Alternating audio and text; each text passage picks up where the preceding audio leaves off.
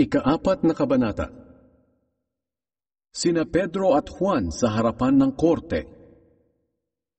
Habang nagsasalita pa sina Pedro at Juan sa mga tao, nilapitan sila ng mga pari, ng kapitan ng mga gwardya sa templo at ng mga Saduseyo.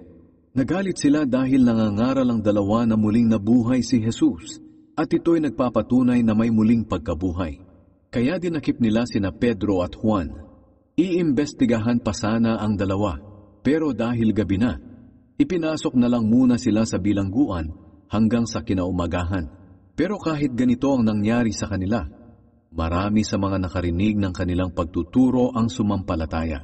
Ang mga lalaki na sumampalataya ay 5,000. Kinabukasan, nagtipon sa Jerusalem ang mga namamahalang pari, mga pinuno ng mga Hudyo at mga tagapagturo ng kautusan. Naroon din si Anas na punong pari, si Caifás, si Juan, si Alexander, at ang iba pang mga miyembro ng pamilya ni Anas. Iniharap sa kanila sina Pedro at Juan at tinanong, "Sa anong kapangyarihan at kaninong autoridad ang inyong ginamit sa pagpapagaling sa taong lumpo?" Si Pedro na puspos ng banal na espiritu ay sumagot, "Kayong mga namamahalang pari at mga pinuno ng mga Hudyo, kung ang itinatanong ninyo sa amin ay tungkol sa paggaling ng taong lumpo, dapat malaman ninyong lahat at ng lahat ng taga-Israel na ang taong ito na nakatayo rito ngayon ay pinagaling ng kapangyarihan ni Jesucristo na taga-Nazaret. Siya ang inyong ipinako sa krus at pinatay, ngunit binuhay siyang muli ng Diyos. Si Jesus ang tinutukoy na bato sa talatang ito ng kasulatan. Ang bato na itinakwil ninyong mga tagapagtayo ng bahay ang siyang naging batong pundasyon. Walang sinuman sa mundong ito ang makapagliligtas sa atin, kundi si Jesus lang." Namangha sila kina Pedro at Juan dahil sa lakas ng loob nilang magsalita, lalo na nang malaman nilang mga karaniwang tao lang sila at walang mataas na pinag-aralan. Namukhaan din nilang sila'y mga kasama ni Jesus noon. Magsasalita pa sana sila laban sa himalang ginawa ni na Pedro at Juan. Pero dahil ang taong pinagaling ay nakatayo mismo sa tabi ng dalawa, wala na silang nasabi. Kaya pinalabas muna nila sina Pedro at Juan sa kanilang pinagtitipunan at nag-usap-usap sila. Sinabi nila, "Ano ang gagawin natin sa mga taong ito? Sapagkat kumalat na ang balita sa buong Jerusalem na nakagawa sila ng himala at hindi natin ito maikakaila. Kaya para huwag nang kumalat ang kanilang pangangaral sa mga tao, palaan natin sila na huwag nang magturo tungkol kay Jesus."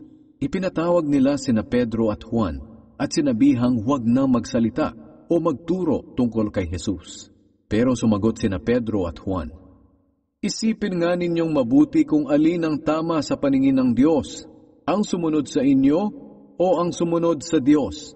Hindi pwedeng hindi namin ipahayag ang aming nakita at narinig." Pero mahigpit pa rin silang binawalan na mangaral bago sila pinakawalan. Gusto sana nilang parusahan ang dalawa, pero hindi nila magawa.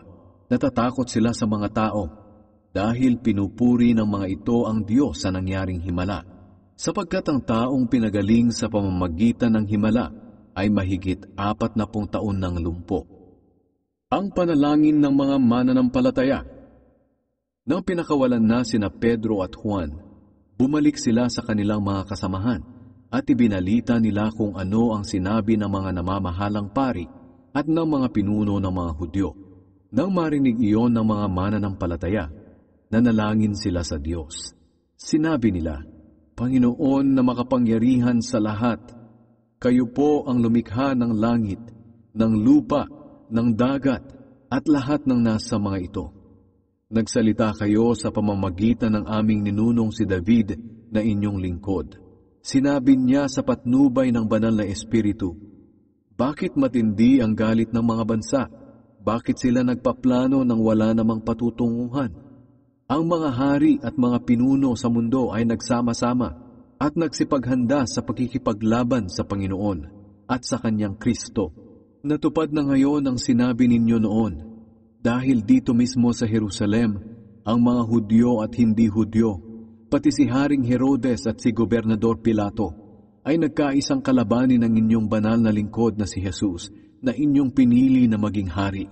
Sa kanilang ginawa, Natupad na ang inyong balak noon, at ito'y nangyari ayon sa inyong kapangyarihan at kalooban. At ngayon, Panginoon, pinagbabantaan nila kami. Tulungan niyo kami na inyong mga lingkod na maging matapang sa pangangaral ng inyong salita. Ipakita niyo ang inyong kapangyarihan. Loobin niyo na sa pamamagitan ng kapangyarihan ni Jesus na inyong banal na lingkod ay mapagaling namin ang mga may sakit at makagawa kami ng mga himala at mga kamanghamanghang bagay. Pagkatapos nilang manalangin, nayanig ang bahay na kanilang pinagtitipunan. Silang lahat ay napuspos ng banal na espiritu at buong tapang na nangaral ng salita ng Diyos. Ang pagtutulungan ng mga mananampalataya. Nagkaisa ang mga mananampalataya sa damdamin at isipan.